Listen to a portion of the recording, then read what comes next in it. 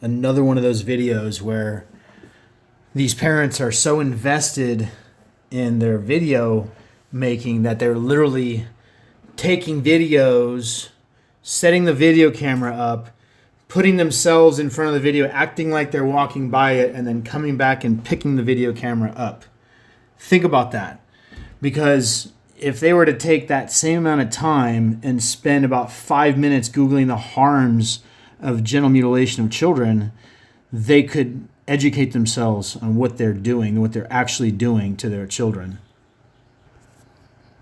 Don't ask me why I'm carrying a baby and I'm carrying a stroller. His doctor's appointment is on the second floor and I am afraid of the elevator. So you see all these stairs?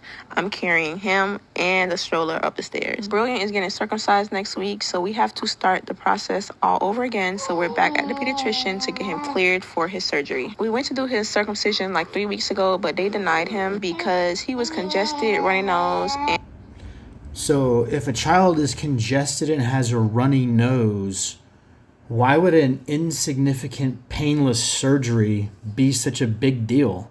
Especially removing a useless, uninnervated, that means lacking of nerves, flap of useless skin that's just a protective covering. Why would that even be such the case?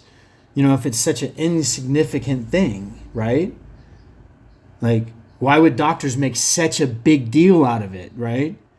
But yet we trivialize it so often in our society that's seen as no big deal, that this mother has the right to do this to her child, to literally cut off a living, breathing part of his body that takes in oxygen and has cellular respiration and has a function and has nerves. It's crazy.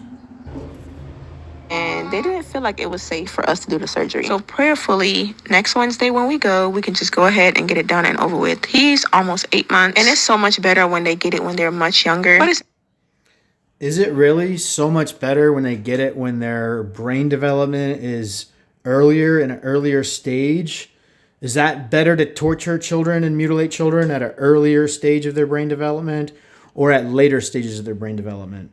Because I'm pretty sure that psychology would tell you that epigenetics are more sensitive the earlier in life of a child experiences extreme torture than later in life. So this whole myth that it's better to get it earlier so that the child won't remember it is just so that the child won't be pissed at the adult later on, and or have to deal with a screaming more older child. And so that's why it's just easier for the adult. That's not better for the child. It's actually far worse for the child. The earlier in life an extremely traumatic event happens, the worse the repercussions in the long term. better to get it than to never get it. We see a holistic pediatrician. Better to get it than never get it. What does that mean? 70% of the world's men are intact. Also, notice how she said prayerfully. Prayerfully. Well, Jesus died to fulfill the covenant on the cross. He gave up his life and sacrificed himself to fulfill the covenant. The only thing your child needs to do to be fulfilled in the body of Christ is to give himself to Christ and to believe in Jesus. That's the only thing he needs to do. He doesn't need part of his body cut off of himself. That is the old covenant. So this is definitely not Christian. The large majority of Christians in the world do not circumcise their children. This is only an American thing. But they have a new holistic doctor in the practice, and she has studied Chinese medicine. Holistic doctors means whole, not part of. They look at the whole body as a whole structure. Mutilating the genitals of children is literally taking apart the structure.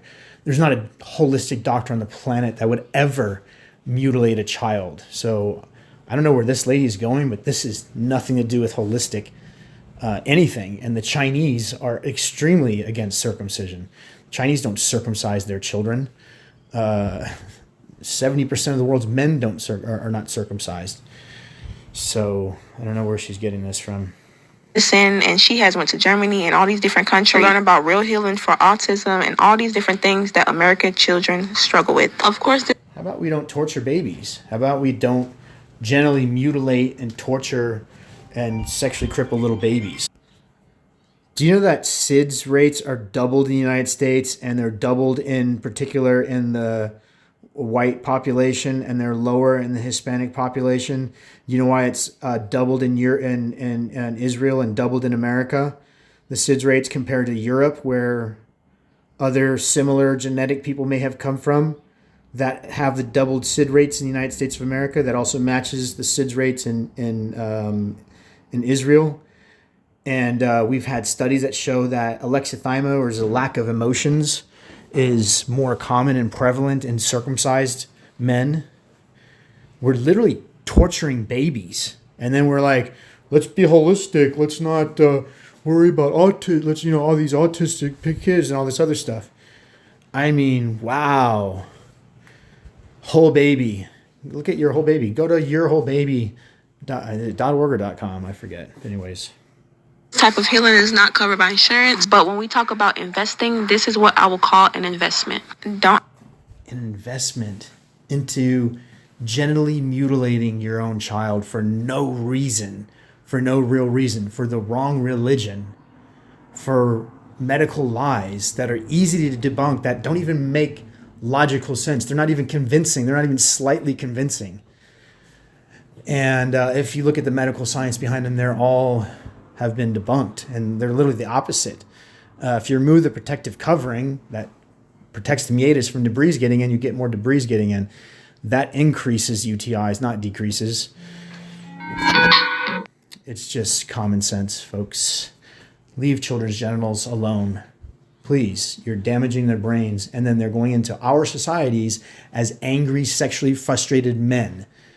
And if you don't understand what's going on in our society today, it's not because we have a drug problem or these other problems. The real problem is child trauma. And what's the number one child trauma in the world? The genital mutilation of children. It's the most common child trauma in the world. And it's the most insidious, and it's hidden. It's right in the backyard of the United States of America. It's the hospital down the street from you. 3,500 babies were mutilated today alone.